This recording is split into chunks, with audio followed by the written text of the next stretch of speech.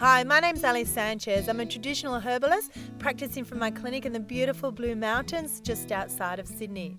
And today I'd like to talk to you about a very powerful herb, and that's phytolacca, or otherwise known as pokeroot.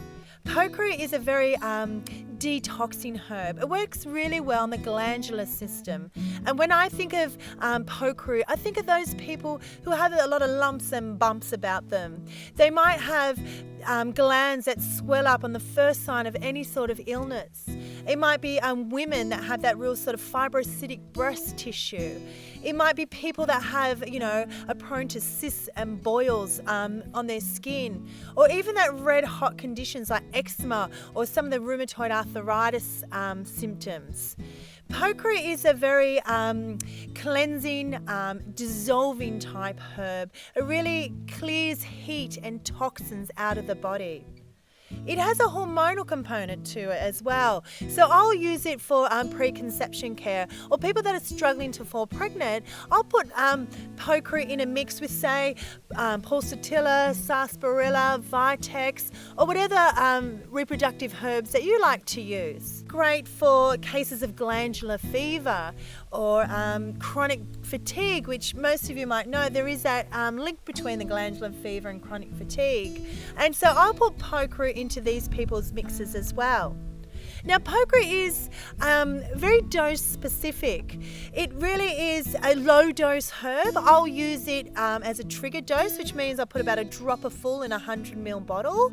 If I'm going to use it any higher than that, I might go up to about 10%, but then I'm cautious on the dose of the actual whole blend as well.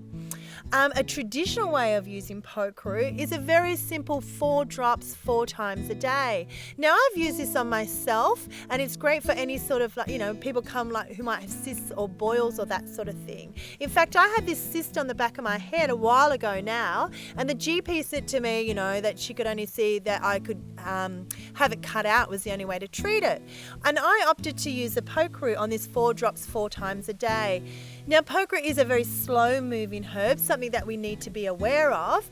But within about 6 months, I think it was, the cyst was completely gone. And that was over 10 years ago now, and it hasn't returned, thankfully.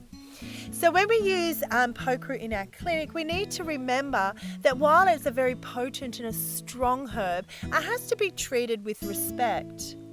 Another way of using pokeroot, and to bear in mind when we use it, is that we'll put it in one blend, and then you give your patients a bit of a break with the next mix. And you can sort of do this alternating style of treating with pokeroot, particularly if you're looking at a real long-term program with your patients.